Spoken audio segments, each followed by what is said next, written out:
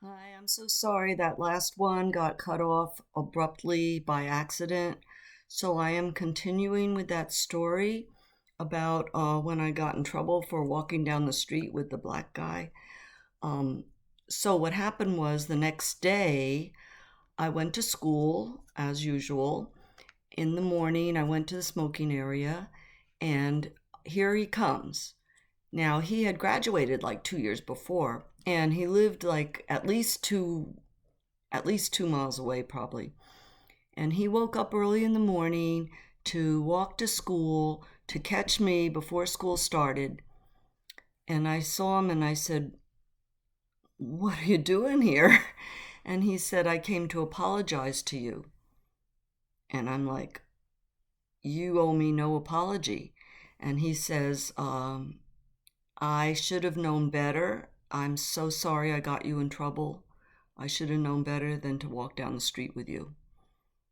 And it just broke my heart. I mean, so then the bell rang and it's time to go to class. And I just was so moved by all that I couldn't go to class and just say, "Oh, okay, well, see you later." So I left with him. And we took a bus to Asbury Park and we stayed at his aunt's apartment all day, hung out, and we talked about some serious stuff. We talked about prejudice and Martin Luther King and how the world is today and all. Um, the hippie movement. I mean, we didn't call it a hippie movement, but what was going on, a social awakening and all that, right? They think they're doing it now, the woke people. Well, we started it back then, and we were not, I mean, at that time we were liberal, but we were not as liberal as they are today. Um, I mean, maybe some people were in their head, but they didn't talk about things exactly the same. So what happened was that day made us closer. Like we really bonded, spending the whole day together, talking about serious stuff, and after what happened between us with my parents and da da da. So we got closer. We kind of decided that we would see each other like more like boyfriend girlfriend type thing. Um, and in my mind, because I wasn't, I really, really liked him. I thought he was the sweetest guy, but I didn't feel physically attracted or like uh, emotional. I didn't really feel that kind of connection with him, just as friends. But because of what my mother did and my dad, was the way he was acting, was kind of like I wanted to spite them. Okay, you think all this is going on, well, maybe it will. So we kind of sort of dated for about 2 weeks. I think it didn't. He felt the same as me. I don't know, but we did. We tried to see if it would work with us, but it didn't. We didn't click good. And he took me to see the Chambers Brothers though at Monmouth College, which was uh, my first major concert. I'll call it major, first concert that you had to pay for to actually go in and sit down in front of a stage, right, at Monmouth College. It's a university now. But anyway, that was exciting. Chambers Brothers, they were a big group right back then. They had the message that we were talking about. And so that was all cool. That was wonderful. Okay, so the that day I going back to the next day when I cut school, okay? That night, the phone rings. My dad was home. He had retired, right, from the Army. I was 16 when he retired. And he answered the phone. It was the truant officer. And he said that your daughter was seen leaving school this morning with a black boy. Had to say that, right? I mean, why should they say that? Because, like I told you, the school, I think, in retrospect, that they were trying you know, to cut this out because they were afraid that parents weren't going to like it and stuff because there was a lot of interracial stuff going on. And anyway, that's my idea now. because back then I was blind to prejudice. Like I say, I thought, my grandmother was the only one that thought like that. I don't know. Anyway, so, I got reamed a bit, slightly. I mean, it was really nothing. I never got punished for anything, never was disciplined in any way. My mother would yell at me, I've told you that. My mom would throw things and yell and scream. My dad shook me once when I was in the crib still, when I was like, I was in the crib till I was 5.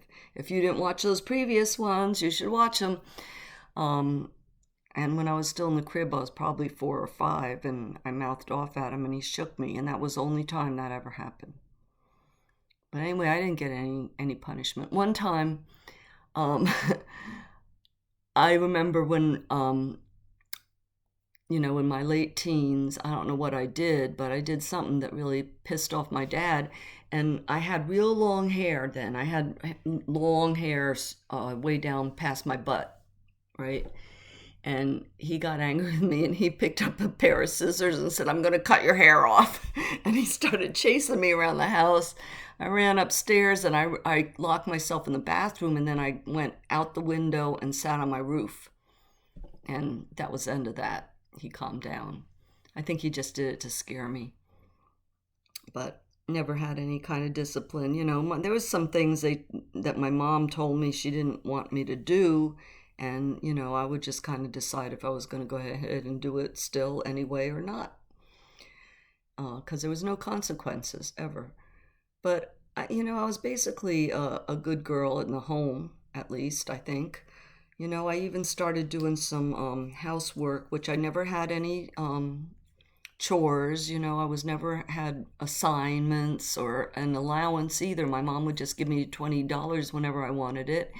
And I never had to do anything, but I did, in my late teens, I started helping with the housework just because I like to clean house, and I noticed other houses when they were really nice and clean. I liked that, and my grandma was getting older in her 80s, and I think she used to do a lot of the housework.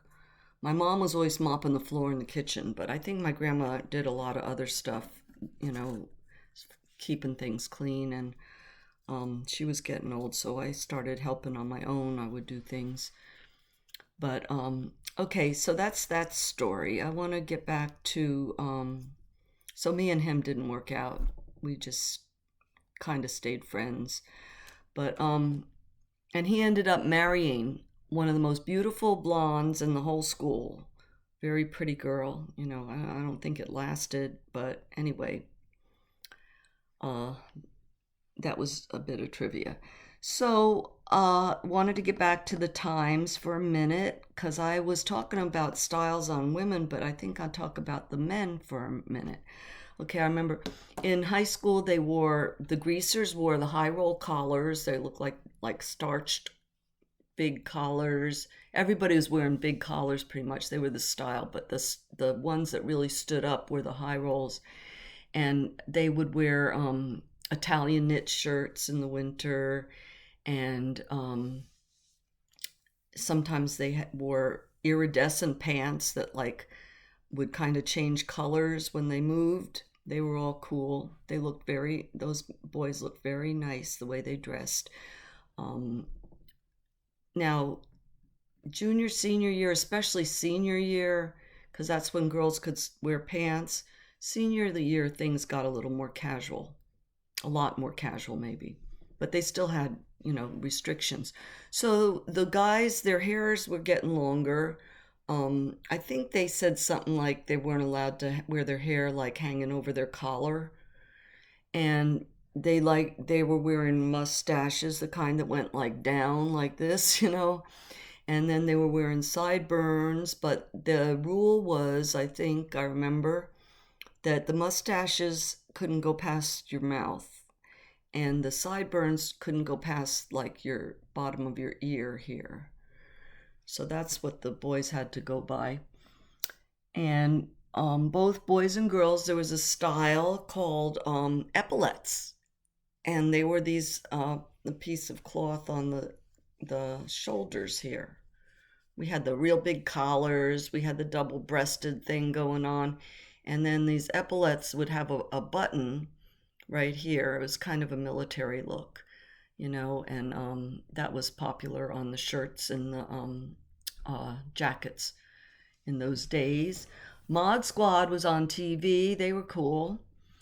Uh, then there was also, because the styles were changing so much, bell bottoms and the mini skirts and everything, there was kind of like um, a difference. I had mentioned like there was the mod look, and that was like Twiggy, and where they did wear a lot of makeup, and they wore the big polka dots and colors, and um, wide ties and stuff like that. The real fashionable people were mod, but the hippies were not considered mod. They were the natural, more down to earth, even kind of grungy looking. Um, I know my friends were still clean, but we just didn't iron our clothes, or um, you know, wore jeans and all that, and we did not cut up our jeans unless we were cutting them for shorts. Yeah, we wore cut off shorts, but we did not cut holes in the knees or anything like that. In fact, when we would just wear our jeans until they wore out. And I mean, we would buy brand new jeans and wear them until they were worn out, so they would naturally wear out. And when they would wear out in spots, we would actually patch them. We would patch the little holes, or sometimes on the butt, on the knees, wherever. We would wear patches, and we were just doing the natural thing. And the black kids would wear afros, some really big afros, and because I don't think there was a rule about how big your afro could be. Some of them had really big afros. They were cool, and they would wear they would put their afro pick, which they would use to pull it out. They would put the afro pick in their hair and keep it there in the hair so they could fix it up whenever they went to the bathroom or something. So that was all the way it was, and that's when they started doing like I Love New York and the smiley faces and flower power and all that stuff. So there was a lot of good stuff going on back then. So I told you I started smoking pot when I was about 15, 16 maybe, but rarely. I at first it was only like at parties, or if I was, kind of on a date with a guy or something. I didn't. But then I didn't like to spend money that way. I just didn't want to spend money, and I did occasionally. I would buy a nickel bag. That's all I ever bought. To this day, I never bought drugs. I always got turned on by friends. Get high with little help from your friends. That was my mantra. So, but one day I remember I had a nickel bag, and my girlfriend, we were smoking in my room, and I had a thing of perfume, uh, cologne, like cheap cologne, right? And I got it out to spray it around the room because the smell was really strong. So I took that out to spray it around the room, and the sprayer wouldn't stop spraying. And we were stoned, and the sprayer wouldn't stop spraying. It was the most hysterical thing. I mean, the whole bottle of perfume sprayed out because I couldn't stop it. So I'm just running around the room so it wouldn't all go in one spot. I was just spraying all over everything in my closet and all over the rug and every place. It was crazy. Funny times. Okay. Now, when I was 17, I got my license. That would have been right before my senior year in high school. You couldn't get even your permit till you were 17 in New Jersey. So, and when I went for my license, first time I failed because I was so nervous. I was so nervous that my leg was shaking. And the guy that was with me in the car, he said, "Do you have a nervous condition?"